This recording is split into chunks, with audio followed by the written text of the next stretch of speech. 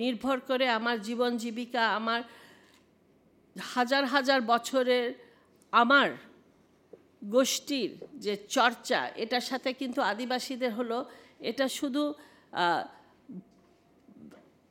সব কিছু এক্সট্র্যাক্ট করা, সব কিছু মানে প্রাকৃতিক সম্পদ থেকে এক্সট্র্যাক্ট করে একটু উপরে নিয়ে ওটা থেকে খালি মুনাফা অর্জন, সেটা কিন্তু আদিবাসীদের সংস্কৃতিতে না। আদিবাসীদের সংস্কৃতিতে সাধারণত হচ্ছে যে প্রকৃতির সাথে নিজের জীবনযাপনটাকে যেভাবে ধারণ করা, যেন প্রকৃতি এবং মানুষ একসাথে যেন বসবাস করতে পারে। পরিবর্তন এখন এসেছে, কেন আমরা এখন একটা গ্লোবালাইজ মার্কেট যুগে থাকছি, কিন্তু আদিবাসী হিসাবে যদি মনে করি, আদিবাসীদের কালচারের আইডিওলজি কিন্তু এই জায়গাতে আছে। তো সেইখানে আমি বলছি যে আমরা যদি এই প্রাকৃতিক সম্পদকে একেবারে নষ্ট করি, এটাকে উপরায় ধরি, আর এটাকে আমি শুধু মুনাফার একটা মানে জায়গা হিসাবে দেখি, তাহলে আমরা দেখব যে আমরা দেখা যাচ্ছে যে কয়লা খনি যেটা ফুলবাড়িতে হচ্ছে, বিভিন্ন জায়গায় হচ্ছে, রামপালে যেগুলো হচ্ছে, সবগুলো যেটা হচ্ছে সেটা হচ্ছে আমাদের, বা পার্বত্য চট্টগ্রামে হচ্ছে, প্রত্যেকটা জায়গায় দেখব যে ওখানে কিন্তু চলে যাচ্ছে। পার্বত্য চট্টগ্রামে যেহেতু একসাথে অনেক আদিবাসীরা বসবাস করেছে, আর একসময় তারাই কিন্তু সবচেয়ে বেশি সংখ্যাগরিষ্ঠ ছিল। এখানে বাঙালি বলতে খুবই কম, বিচ্ছিন্নভাবে দু একজন বাঙালি, অল্প কয়েকজন ছিল। রাজনৈতিকভাবে আদিবাসীদের সংখ্যাকে কমিয়ে নেওয়ার জন্য যে অবস্থান সৃষ্টি করা হয়েছে, সেখানে যেন সংখ্যাগরিষ্ঠ তারা যেন না থাকতে পারে, এই যে নাম্বারস গেম যে নিয়ে আসা হয়েছে, সেটা কিন্তু ইচ্ছাকৃত করা হয়েছে শুধুমাত্র দমন করার জন্য না, মানসিকভাবে মানসিক শক্তি যে সংগঠন, এটাকে ভেঙে ফেলার জন্য, যেন না দাঁড়াতে পারে। আমার হয় সংগঠনের কথা বলা হয়েছে, আমি শেষে ওটাতে আসবো, ওটার কেন প্রয়োজন। কিন্তু এইখানে আমাদের দেখা যাচ্ছে যে আদিবাসীদের জমিকে কিভাবে দখল করে নেওয়া হচ্ছে, এবং যেভাবে বিজিবি যেভাবে বিস্তার লাভ করেছে, এবং পার্বত্য চট্টগ্রাম আন্তর্জাতিক কমিশনের সদস্য হিসাবে পার্বত্য চট্টগ্রামে আমরা যেন না যেতে পারি, আমাদের যাওয়াকে বাধা দেওয়া, আমাদের উপর আক্রমণ করা, এগুলোতেই দেখা গেছে যে তারা কিন্তু ভয় ভীতি পায় যে আমরা গেলে আমরা কি তথ্য দিব, আর এগুলো কোথায় উপস্থাপন হবে, এবং এটার কি অসুবিধা, কি অবস্থা হবে। কেন এটা যদি না বলা হয়, আমরা যদি না যেতে পারি, তাহলে মানে তথ্য যদি স্পষ্টভাবে আমরা সঠিকভাবে না প্রমাণ করতে পারি, তাহলে তো এটা বলতে পারা যায় যে না, এটা আপনাদের কাছে সঠিক তথ্য নাই।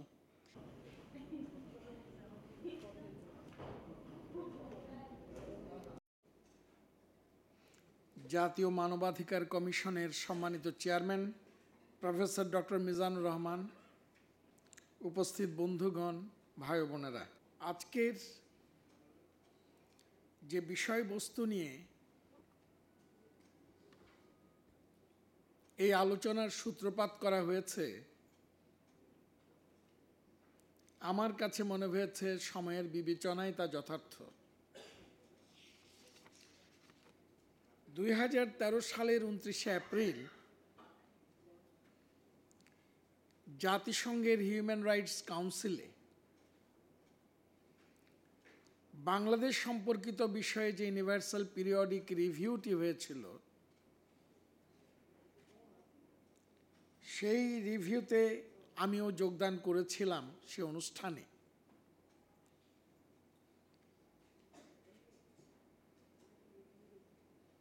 সেখানে মূলত পররাষ্ট্রমন্ত্রীর নেতৃত্বে যে প্রতিনিধি দলটি গিয়েছিলেন, আমিও সেই প্রতিনিধি দলের সদস্য হিসেবেই ছিলাম।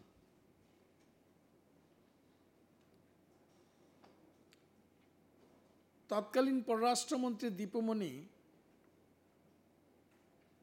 তিনি জাতিসংঘে বাংলাদেশের পক্ষে যে বক্তব্যটি উপস্থাপন করেছিলেন, তার একটি খসড়া বক্তব্য তিনি তৈরি করে নিয়ে যান এবং যেদিন অনুষ্ঠানটি অধিবেশনটি অনুষ্ঠিত হবে তার আগের দিন তা চূড়ান্ত করার জন্য যে বৈঠকটি হয়েছিল সে বৈঠকে আমাকেও ডাকা হয়েছিল। আমি দুটো বিষয়ের উপরে আমার দৃষ্টিটি নিবদ্ধ ছিল। এক, খসড়া বক্তব্য যেটি উপস্থাপিত হবে তাতে ধর্মীয় সংখ্যালঘুদের বিষয়ে তিনি কি বলবেন। আরেকটি হলো আদিবাসীদের বিষয়ে আদৌ কোনো প্রস্তাবনা বক্তব্য থাকবে কিনা এবং থাকলে তা কতটুকু থাকবে। কিন্তু আমার কাছে মনে হয়েছে যে খসড়া বক্তব্যের মধ্যে দুটি বিষয়ই খসড়া বক্তব্যে ছিল। আমরা আলোচনা করেছি নানানভাবে, অনেকগুলো সুপারিশ গ্রহণ করা হয়েছে এবং খসড়া বক্তব্য চূড়ান্ত করার সময় সেটা ইনকর্পোরেট করা হয়েছে। কিন্তু দুঃখজনকভাবে বারবার চেষ্টা করার সত্ত্বেও যেখানে ক্ষুদ্র নৃগোষ্ঠীর বিষয়টি ছিল সেখানে আদিবাসী শব্দটিকে যোগ করার জন্যে বারবার কিন্তু তার কাছে অনুরোধ জ্ঞাপন করেছিলাম। এটি সাজেশন, যে সাজেশনগুলো দেওয়া হয়েছিল, রিকমেন্ডেশনসগুলো, এগুলো গ্রহণ করার কালেও যেমন করেছিলাম, ঘণ্টা দেড়েক আলোচনা হয়েছিল, এ নিয়ে আমাদের মধ্যে ডায়ালগ হয়েছিল। মাননীয় পররাষ্ট্রমন্ত্রী যে আদিবাসী শব্দটার ব্যাপারে তিনি যে একেবারেই গ্রহণ করার ক্ষেত্রে তার যে একটি নেতিবাচক মনোভাব আছে সেটা আমার কাছে মনে হয়নি।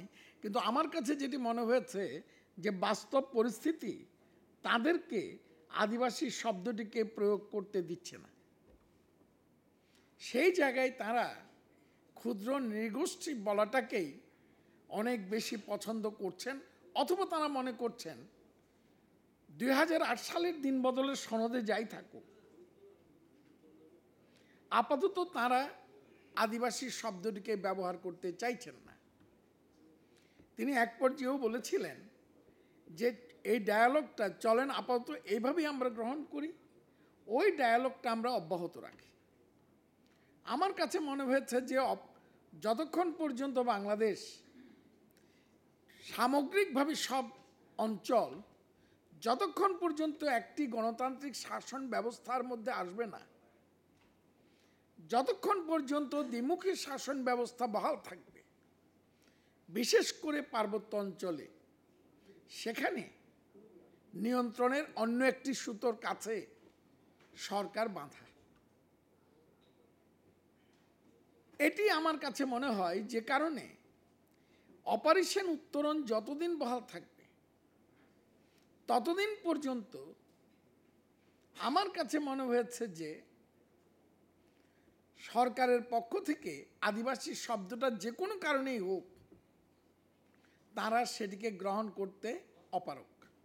তবে আমরা বাংলাদেশ আওয়ামী লীগের 2008 সালের যে দিনবদলের সনদ, যে সনদের কথা খুশি আপা বলেছেন, যেখানে ক্ষুদ্র নৃগোষ্ঠী নয় আদিবাসী পরিচয়ে আদিবাসীদের পরিচয় দেওয়ার কথা নির্বাচনী অঙ্গীকারে আছে, যেই নির্বাচনী অঙ্গীকারে প্রতিশ্রুত হয়ে আমরা 2008 সালের নির্বাচনে সবাই মিলে ভোট দিয়েছিলাম এবং 2/3 ভোটে বঙ্গবন্ধুর দল আওয়ামী লীগ ক্ষমতায় আসে, আমরা সেই দিন বদলের সনদের সেই প্রতিশ্রুতির উপরেই দাঁড়াতে চাই।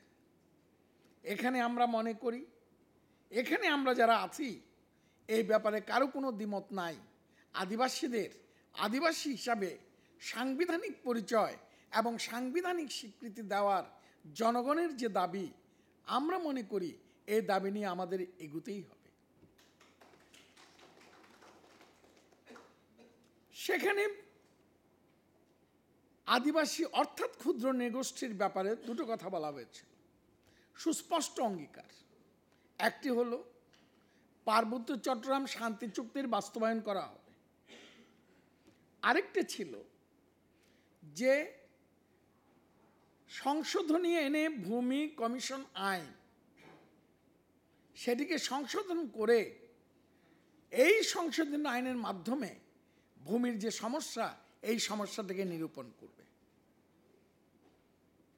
মাননীয় প্রধানমন্ত্রী কিছুদিন আগেও বলেছিলেন তার এই শাসনামলে তিনি পার্বত্য চট্টগ্রাম তিনি পার্বত্য শান্তি চুক্তির পূর্ণ বাস্তবায়ন করবেন। কিন্তু দুঃখজনক হলেও সত্য, বাস্তবায়নের পরিস্থিতি এমন জায়গায় আছে যেখানে পার্বত্য চট্টগ্রাম জনসংহতি সমিতির চেয়ারম্যানকে বলতে হয়, যিনি শান্তি চুক্তির অন্যতম স্বাক্ষরকারী, তাকে বলতে হয় এপ্রিল মাসের মধ্যে যদি করা না হয় তাহলে আমরা অসহযোগ আন্দোলন যেতে বাধ্য হব। এবং এই অসহযোগ আন্দোলন কিভাবে হবে, সহিংস কি অহিংস, সময় সেটিকে বলে দেবে। তাহলে এখানে আমরা একটি কথা বলতে চাই, পার্বত্য চট্টগ্রাম শান্তি চুক্তির বাস্তবায়নের যে প্রতিশ্রুতি জাতিসংঘে দেওয়া হয়েছে হিউম্যান রাইটস কাউন্সিলে, আজ পর্যন্ত নিশ্চয়ই শান্তি চুক্তি বাস্তবায়নের ক্ষেত্রে দৃশ্যমান অগ্রগতি আমরা বাঙালিরা, আদিবাসীরা, বাংলাদেশের মানুষ সেটা প্রত্যক্ষ করছে না বলেই জ্যোতিরিন্দ্র বোধিপ্রিয় লারমা সন্তু লারমা তাকে এই কথাটি বলতে হয়েছে। আজকের এই আলোচনা অনুষ্ঠানের এই দিনে আমরা পরিষ্কার করে সরকারকে এই কথাটা বলতে পারি কিনা, এমন কোনো পরিস্থিতি যাতে তৈরি না হয় যেই পরিস্থিতি পার্বত্য চট্টগ্রামকে পুনরায় অস্থিতিশীল করবে এবং অস্থিতিশীল করার আগেই পার্বত্য চট্টগ্রাম শান্তি চুক্তি বাস্তবায়নের জন্য একটি রোডম্যাপ, এই রোডম্যাপটি আপনি ধার্য করেন, আপনি একটি রোডম্যাপ ঘোষণা করেন যাতে বাংলাদেশের আপামর মানুষ উপলব্ধি করতে পারে আপনার এই শাসন আমলের মধ্যে কখন, কোন সময়, কোন মুহূর্তে পার্বত্য শান্তি চুক্তি বাস্তবায়িত হবে। তার কারণ ইতিমধ্যেই 17 বছর অতিক্রান্ত হয়ে গেছে। অন্যদিকে আমার আর বিশেষ কিছুই বলার নাই। রিকমেন্ডেশনস যা করা হয়েছে, যে বিনতাময় ধামাই তিনি যে কতকগুলো সুপারিশ করেছেন রিকমেন্ডেশনস, আমি এই রিকমেন্ডেশনসগুলোর সাথে পরিপূর্ণভাবে একমত। এবং আজকের দিনে আপনাদেরকে এই কথা বলতে চাই, সঞ্জীব দ্রং ইঙ্গিত দিয়ে গেছেন আজকে পার্বত্য চট্টগ্রাম বা সমতলের আদিবাসীদের অবস্থা যা, আজকে বাংলাদেশের সামগ্রিকভাবে ধর্মীয় সংখ্যালঘু জনগোষ্ঠীর অবস্থা হয়ে কি। আমরা যদি পরিসংখ্যানের দিকে তাকাই তাহলে লক্ষ্য করার বিষয় 1971 সালে যে সংখ্যাটি 1947 ছিল, পাকিস্তান পরিসংখ্যান ব্যুরোর হিসেব অনুযায়ী 29.7, যেটি 71 দাঁড়িয়েছিল 21% মতো, আজকে সেই সংখ্যাটি দাঁড়িয়ে আছে 9.7-এ। এই যদি চলতে থাকে, এই যদি বাংলাদেশের মানবাধিকার পরিস্থিতি হয়, এই যদি বাংলাদেশের রাজনৈতিক সামাজিক পরিস্থিতি হয়, তাহলে পরে আজকে এই সেমিনারে দাঁড়িয়ে আমি শুধু জানতে চাই বাংলাদেশ সংখ্যালঘু শূন্য হতে এদেশকে আর কয় বছর অপেক্ষা করতে হবে। আজকে পার্বত্য অঞ্চলের 98.6%, যেখানে আগে বাঙালি ছিল মাত্র 1.4, আজকে জানতে চাই সংখ্যাগুরু পার্বত্য চট্টগ্রামের মানুষ আজকে সংখ্যা লঘুতে পরিণত হলো কেন? এই জবাবটি এই রাষ্ট্রকে দিতে হবে, সরকারকে দিতে হবে। কারণ আমরা মনে করি জনগোষ্ঠী যদি হারিয়ে যায়, এর মধ্য দিয়ে যে গণতন্ত্রটিকে আমরা চাই সেই গণতন্ত্রটিকে আমরা রক্ষা করতে পারবো না। মুক্তিযুদ্ধের যে চেতনার উপর দাঁড়িয়ে বাংলাদেশের স্বাধীনতায় ধর্ম, ভাষা, সংস্কৃতি নির্বিশেষে বাংলাদেশের সকল মানুষ আত্মাহুতি দিয়েছিল, সেই বাংলাদেশের মুক্তিযুদ্ধের সেই স্বপ্ন, যাই আমরা বলি না কেন, এটি কিন্তু স্বপ্নই থেকে যাবে, স্বপ্ন বাস্তবায়ন সম্ভব নয়। তাই আজকে আমাদের সবাইকে একসাথে দাঁড়াতে হবে, আজকে আমাদের সবাইকে এক কাতারে দাঁড়াতে হবে। বিষয়টি আদিবাসী বা বাঙালির নয়, বিষয়টি হিন্দু বৌদ্ধ খ্রিস্টান বা মুসলমানের নয়, বিষয়টি হলো গোটা বাংলাদেশের বাঙালি আদিবাসী মিলিত জাতিসত্তার। আমরা এই ঐক্যবদ্ধ বৈচিত্র্যময় সংস্কৃতিকে টিকিয়ে রাখার মধ্য দিয়েই আমরা সর্বস্তরের মানুষের যে বাংলাদেশ, যে বাংলাদেশের জন্য আমরা মুক্তিযুদ্ধ করেছিলাম, সেই বাংলাদেশটিকে ফিরে পাওয়া সম্ভব। আমি এই কথা বলেই শেষ করতে চাই।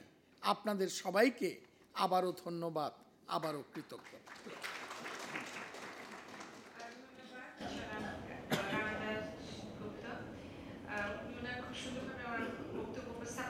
এবং আদিবাসী বনাম ক্ষুদ্র জাতি গোষ্ঠী যে ডিবেটটি উপস্থিত ছিলেন তার সম্পর্কে মন্তব্য করেছেন। আমি একটু বিনয়ের সাথে বলতে চাই যে আসলে বাস্তব পরিস্থিতি অবশ্যই এটা একটি বিষয়, তবে এটাও বিষয় যে সে সময় যিনি আমাদের পররাষ্ট্রমন্ত্রী ছিলেন, উনি ক্ষুদ্র নৃগোষ্ঠী যে পদ্ধতি যে আইনটি হন তার উপরে আমি মনে করি শুধুমাত্র পররাষ্ট্র মন্ত্রণালয় বাংলাদেশের বাস্তব পরিপ্রেক্ষিতে অনেক ধরনের অ্যাক্টেরই এটার উপর ভূমিকা রেখেছেন। তবে একটি পোস্টার আমার খুব চোখের সামনে ভাসছে, যেটা আদিবাসীরা খুব ব্যবহার করে থাকে। যে পোস্টারের ছবি ছিল রাশেদা চৌধুরী, দীপমণি এবং আমার, এবং সেটা একটি আদিবাসী অনুষ্ঠানে শফিউল্লাহ আহমদ স্যারের সাথে, যে অনুষ্ঠানে উনি অবশ্যই আদিবাসী শব্দটি উচ্চারণ করে বক্তব্য রেখেছেন। এবং 2008 পর্যন্ত আমাদের মাননীয় প্রধানমন্ত্রী এবং যে সময় বিরোধী দলীয় ছিলেন এবং যে সময় খালেদা জিয়া প্রধানমন্ত্রী ছিলেন, সবসময় আমি দেখেছি আদিবাসী দিবসে, আন্তর্জাতিক আদিবাসী দিবসে ওরা আদিবাসী শব্দটি ব্যবহার করেছে। সেটা 180 ডিগ্রি অ্যাঙ্গেলে ঘুরে যাওয়ার পিছনে অনেক ধরনের রাজনৈতিক কারণ অবশ্যই আছে এবং অন্যান্য কারণ আছে। রানা দাশগুপ্ত অত্যন্ত সুন্দর বক্তব্য রেখেছেন। যদি একটু এগিয়ে যে ওনার ধর্মাবলম্বী নারীদের অবস্থানটা বলতেন তাহলে আমি একটু খুশি হতাম। আমি হিন্দু নারীদের উপরে কাজ করি, খুশিয়া পাওয়ার এখানে অনেকেই কাজ করে থাকেন। তারা সম্প্রতি একটি ম্যারেজ বিলটি পাস হয়েছে পার্লামেন্ট থেকে, কিন্তু এখন পর্যন্ত তাদের ডিভোর্স বা ইনহেরিটেন্স বা চাইল্ড কাস্টাডি এই রাইট থেকে তারা বঞ্চিত। এবং আমি মনে করি যে হিন্দু বৌদ্ধ খ্রিস্টান যে কাউন্সিল, ইউনিটি কাউন্সিল, এটার মধ্যে নারী প্রতিনিধিত্ব বাড়ানো উচিত এবং হিন্দু নারীদের যে বৈষম্যের তারা শিকার হচ্ছেন সেগুলো সংশোধন করা উচিত। আরেকটি বিষয় আমি একটু বলে আমি আপনাদেরকে ফ্লোর দিচ্ছি। আমি যেহেতু তথ্যাধিকার আইন নিয়ে কাজ করি এখনো, আপনারা তথ্যাধিকার আইনটি ব্যবহার করুন। আপনারা জানেন যে আপনারা আদিবাসীরা প্রান্তিক জনগোষ্ঠী হিসেবে আছেন প্রত্যন্ত অঞ্চলে, তারা জানার চেষ্টা করুন তথ্যাধিকার আইনটি ব্যবহার করে যে আপনারা যে যেসব বিষয় সরকারের থেকে এন্টাইটেল যে সার্ভিসগুলো পেতে পারে, বয়স্ক ভাতা, মাতৃত্বকালীন ভাতা, বিদ্যুৎ সরবরাহ, পানি সরবরাহ, স্বাস্থ্য, চিকিৎসা, শিক্ষা, সকল সংক্রান্ত, ইভেন ভূমি সংক্রান্ত এই সকল তথ্য জানার জন্য অবশ্যই তথ্যাধিকার আইনটি ব্যবহার করুন। আমি এখন ফ্লোর দিচ্ছি, আমি খুব বেশি সময় আমাদের হাতে নেই। আমি খুব সংক্ষেপে আপনাদের নামটি বলবেন এবং আপনাদের মতামত অথবা প্রশ্নটি যার থেকে করছেন সে খুবই সংক্ষেপে বলবেন, এবং আমি অনুরোধ করবো আপনারা কেউ এটাকে রিপিট করবে না, যে অন্য যে কেউ প্রশ্ন করতে পারেন কিন্তু রিপিট করবেন না। দাদা নামটা বলে প্রশ্ন। আমার নাম সন্তোষিত চাকমা, ওগুর সাধারণ সম্পাদক পার্বত্যগ্রাম যুব শরণার্থী কল্যাণ সমিতি এবং সভাপতি ইউপিআই ফোরাম খাগড়াছড়ি পার্বত্য।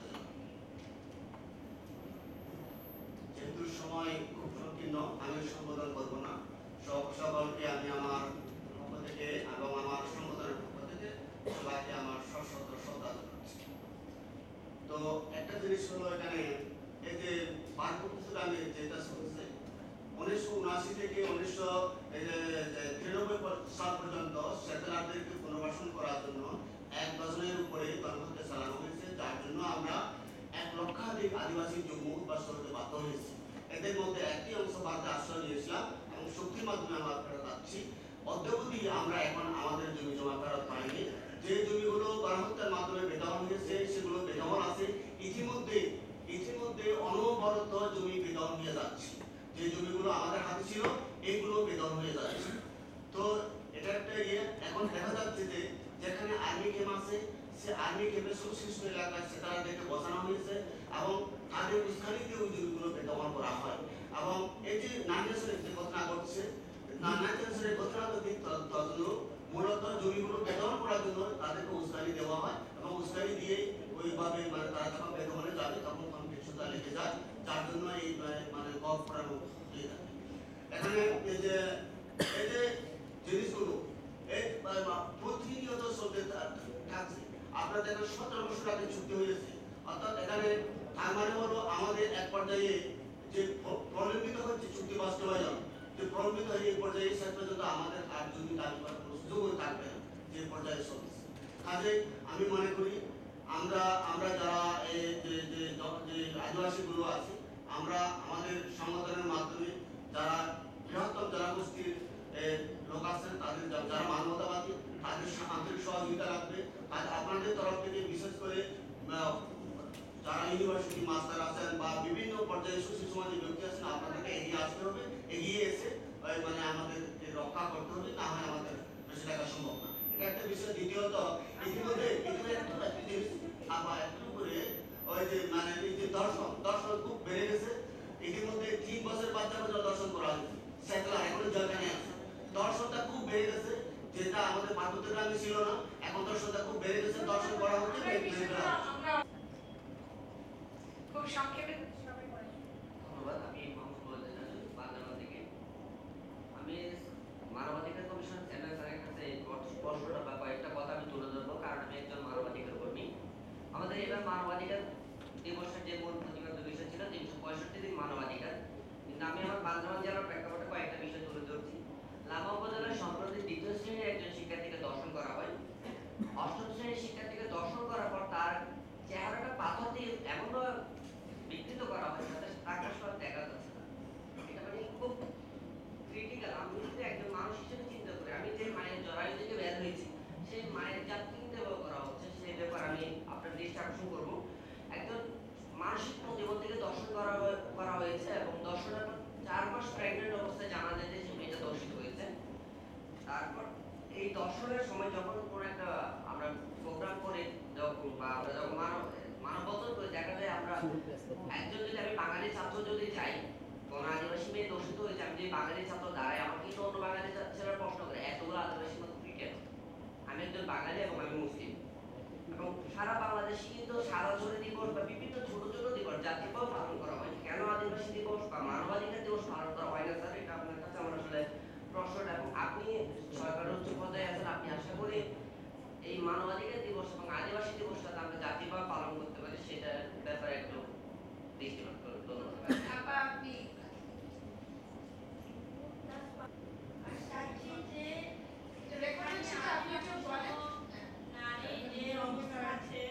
সেখানে একটা ৭১ সালে যে আমাদের দেশে একটা স্বাধীন যুদ্ধ হয়েছিল, সেখানে নারীদের ভূমিকা ব্যাপক ছিল। তাদের স্মৃতি একটা সংশোধন করা এবং নারীদেরকে অর্থনৈতিকভাবে স্বাবলম্বী করে তোলা এবং তার ভূমির পর তার যে একটা অধিকার আছে তা সে নিশ্চিত করা। সে নিশ্চিত করলো কিনা সেটা মনিটর করার জন্য একটা স্টেট থাকে, সে নারী কি পর্যায়ে আছে এবং এলাকার ব্যক্তিক উপজেলা স্থায়ীভাবে একটা ক্যামেরা থাকবে, কোনো মানুষ অন্যায় করে কোনো মানুষকে প্রভাব না করে পালিয়ে যেতে না পারে।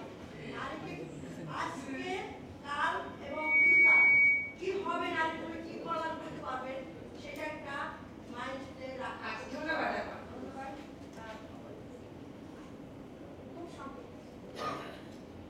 আমি বিজু কুমার রাও, জেনারেল সেক্রেটারি আদিবাসী ছাত্র পরিষদ। আমার একটি দাবি, সেটা হচ্ছে যে ইউপিআর এর যে নেক্সট সভা 2017 সালে হবে, সেখানে আমি এখানে যারা উপস্থিত আছেন তাদের যে কোনো প্রতিনিধি যদি সেখানে উপস্থিত থাকেন, তাদের সমস্ত আদিবাসীদের জন্য যে ভূমি কমিশন, সেটা যেমন সিএসসি অ্যাকর্ড যেটা স্পষ্টভাবে উঠে এসছে, আমি দাবি করি এটা যেন স্পষ্টভাবে সেটা করা হয়। আর মানবাধিকার কমিশন চেয়ারম্যান স্যারের কাছে আমার একটা প্রশ্ন, সেটা হচ্ছে যে বাংলাদেশে যখন সাধারণ মানুষ যখন মানবাধিকার লঙ্ঘন করে, তখন রাষ্ট্র তাদের বিরুদ্ধে ব্যবস্থা নেয়। কিন্তু আমার প্রশ্ন হচ্ছে যে আদিবাসীদের উপর যে নির্যাতন হচ্ছে এবং সেটা দেশের জন্য নাগরিক করছে, এখন এক্ষেত্রে আদিবাসীরা রাষ্ট্রের কাছে যাচ্ছে বিচারের জন্য, কিন্তু রাষ্ট্র তাদেরকে সুবিধা দিচ্ছে না। এক্ষেত্রে কি রাষ্ট্র কি মানবাধিকার নিজেই লঙ্ঘন করতেছে কিনা? যদি লঙ্ঘন করে তাহলে রাষ্ট্রকে আমরা কিভাবে শাস্তি দেব? আপনার প্রশ্নটি বোঝা গেছে, ধন্যবাদ। তুমি খুব ধন্যবাদ। আমি মাননীয় চিফ সভাপতি আদিবাসী ঐক্য পরিষদ। সালমা আপা চলে গেছেন, আসলে দরকার ছিল। আপনি বলেছেন যে সালমা আপা আসলে অত্যন্ত নিবেদিত প্রাণ একজন সরকারি কর্মকর্তা। হ্যাঁ, তো সরকারি কর্মকর্তা ঠিক আছে, নিবেদিত প্রাণ। উনি বলেছেন যে আমরা ক্ষুদ্র নিগোষ্ঠী বলতে অভ্যস্ত। মাত্র কদিন হলো এই শব্দ আমাদের অভিধানে এসেছে, অথচ তাতেই তারা অভ্যস্ত। আমি মনে করি যে আসলে তারা বাধ্য নাকি স্বপ্রণোদিত, এইটা হচ্ছে মানে একটা বিশাল একটা প্রশ্ন। এই শব্দটা উচ্চারিত করতে তারা বাধ্য নাকি স্বপ্রণোদিত, এটা একটা ব্যাপার। আমি গতকালকে একটা বিক্ষোভ মিছিলে অংশগ্রহণ করেছিলাম, যেটা পাহাড়ে হত্যাকাণ্ড এবং অগ্নিসংযোগের প্রতিবাদে।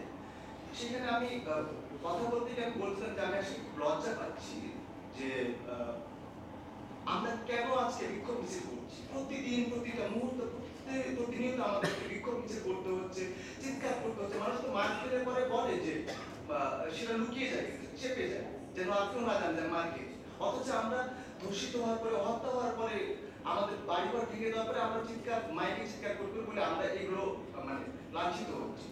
তো তখন বলছিলাম যে মানে যার লজ্জা নেই তাকে লজ্জা দিতে যাওয়া মানে নিজেই লজ্জা পাওয়া। সেই জন্য আমি আসলে লজ্জা পাচ্ছিলাম। তা আমরা যে রাষ্ট্রকে যে লজ্জা দিতে গিয়ে নিজে লজ্জা পাচ্ছি, তাহলে রাষ্ট্র আসলে লজ্জা পাবে এটা কিভাবে? আমরা জানি মানুষের 5টি ইন্দ্রিয় থাকে, সেই ইন্দ্রিয়ের মাধ্যমে বিভিন্ন স্বাদ গন্ধ এগুলো পায়, কিন্তু রাষ্ট্র যে লজ্জাটা পাবে সেই লজ্জাটা কোন ইন্দ্রিয়ের মাধ্যমে পাবে? এই যে আজকে যে সরকারি কর্মকর্তা ছিলেন, আমি মনে করি এটা একটা হচ্ছে ইন্দ্রিয়, রাষ্ট্রের একটা ইন্দ্রিয়। তারা যদি বধির হয়ে যান, স্বপ্রণোদিত হয়ে যান, তাহলে আসলে লজ্জাটা পাবেন কিভাবে? ধন্যবাদ তোমাকে। ধন্যবাদ। আমি যে কথাটা বলতে চাই, আমরা যদি দেখি যে 2000, আমার নাম মাহবুব, কাজ করি Bangladesh centre for human rights and development, BCSR। আমি বলতে চাই যে 2009 সালে যদি আমরা দেখি, 9 সালের পরে যে নওগাঁ সাথে চাঁপাইনবাবগঞ্জে নাচলে এবং নড়াইলে যে আদিবাসীদের উপরে বাড়িঘর পুড়িয়ে দিয়ে তাদেরকে উচ্ছেদ করা হলো, তাদের যে এখন পর্যন্ত তারা ন্যায় বিচার পায় নাই। বিশ্বকর্মা বলছে যে আদিবাসী তারা নারী ধর্ষিত হলে একটি বিচারও দেখলাম না। আমার প্রশ্ন হলো, যদি রাষ্ট্রের আইন শৃঙ্খলা বাহিনী কর্তৃক আদিবাসী নারী ধর্ষিত হয় বা নির্যাতনের শিকার হয়, তাহলে ওই বাহিনীকে আমরা বিচারের আওতায় নিয়ে আসতে পারি না, যেটা মানবাধিকারের চরম লঙ্ঘন বলে আমরা মনে করি। তাছাড়াও আমি একটি অনুষ্ঠানে পরিষ্কার মনে আছে, মানবাধিকার কমিশনের চেয়ারম্যান বলেছিল জাতীয় মানবাধিকার আদিবাসীদের পক্ষে রয়্যাল বেঙ্গল টাইগারের মতো ভূমিকা পালন করবে। আমরা সেই রয়্যাল বেঙ্গল টাইগারের মতো ভূমিকা এখনো দেখতে পাচ্ছি না, এটি আমি স্পষ্ট জবাব পেতে চাই। আরেকটি কথা আমার আছে, আরেকটি কথা যেটা হলো যে আদিবাসীদের অধিকার প্রতিষ্ঠায়, জাতিগত ধর্মীয় সংখ্যালঘুদের অধিকার প্রতিষ্ঠায়, প্রান্তিক জনগোষ্ঠীর অধিকার প্রতিষ্ঠায় আমাদের একটি শক্তিশালী প্ল্যাটফর্ম প্রণয়ন করতে হবে, যেটা হবে কণ্ঠহীনের একটি শক্তিশালী কণ্ঠস্বর। সবাইকে ধন্যবাদ। ধন্যবাদ। আমি অনেকগুলো হাত দেখতে পাচ্ছি, আমি আর সময় স্বল্পতার জন্য এতগুলো হাত নিব না। হ্যাঁ, আপনি প্লিজ। আমি সমগ্র এলাকার আদিবাসী, আমি সুনামগঞ্জের মানুষ, হাওড় পাউর এলাকা, আমার নাম শিশির কেউ। তো আমি সরকারকে উদ্দেশ্য করে একটা কথা বলতে চাই যে আসলে জাগিয়া ঘুমায় নিশিদিন প্রভু আমাকে জাগাবে কবে। এই সরকার এমনই ঘুমে আছেন, জেগে জেগে ঘুমাচ্ছেন, আমাদের কষ্ট শুনছেন, আমাদের দুঃখ শুনছেন, কিন্তু উনি কর্ণপাত করছেন না, দেখেও দেখছেন না, বুঝেও বুঝছেন না। তো আমি ব্যক্তিগতভাবে স্যারের কথা, মিজান স্যারের প্রতি শ্রদ্ধা বলছি। উনি প্রতিদিন মানবাধিকার নিয়ে কথা বলছেন, মানবাধিকারের জন্য সুচারুভাবে কথা বলছেন। টিভিতে দেখি, দর্শকদের দেখি, বিভিন্ন পর্যায়ে টিভি খুললে ওনাকে দেখি। ওনার অসহায়ত্ব আমাদেরকে দুঃখ দেয়, পীড়া দেয়। উনি সত্যি দুঃখ পান। যাদের বিবেক আছে, যাদের মনুষ্যত্ব কিছুমাত্র আছে, টিভি খুললে ওনার জন্য কষ্ট হয়। উনি যে কিছুই করতে পারেন না, এটা আমরা বুঝি। তবু ওনার মধ্য দিয়ে এই জাতীয় ঘুমায় সরকারকে বলতে চায়, আর কতদিন আমাদেরকে এইভাবে চালাবে, আর কতদিন আমাদেরকে এইভাবে কষ্ট দেবে। আমি রানাদার উদ্দেশ্যে বলতে চাই, রানাদার সম্পর্কে গিয়েছিলেন সুনামগঞ্জে। আমাদের আদিবাসীদের দুঃখ কষ্টের কথা শুনেছেন উনি। সম্ভবত কিছু মামলা সংক্রান্ত বিষয় নিয়ে আপনার সাথে কথা বলার জন্য উকিরা আমার স্ত্রীও সেখানে ছিলেন।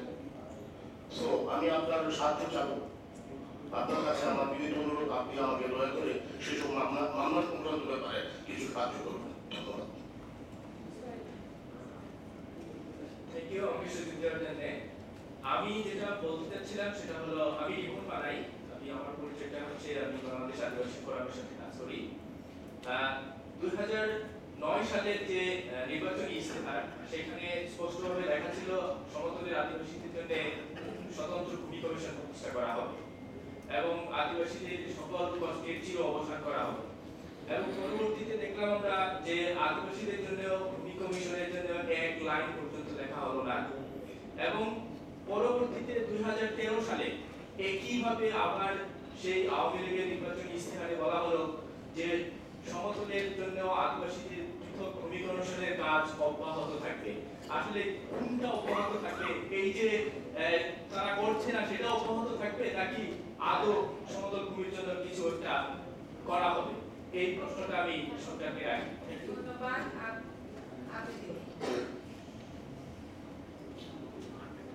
শ্রদ্ধা করে ধন্যবাদ। আমি সুরেখা ব্রহ্ম, মধুপুর টাকা থেকে এসেছি।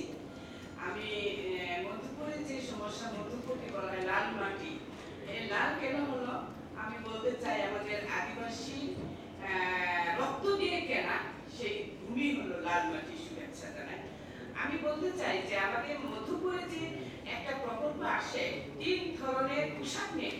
প্রথম আসে মাথায় টুপি নিয়ে, পাঞ্জাবি নিয়ে, তারপর আসে জুতা মোজা টাই করে, এখন আসলো লুঙ্গি পরে। ইকো পার্ক, ন্যাশনাল পার্ক এবং সামাজিক বনায়ন। এখন বানর কিন্তু পাহাড়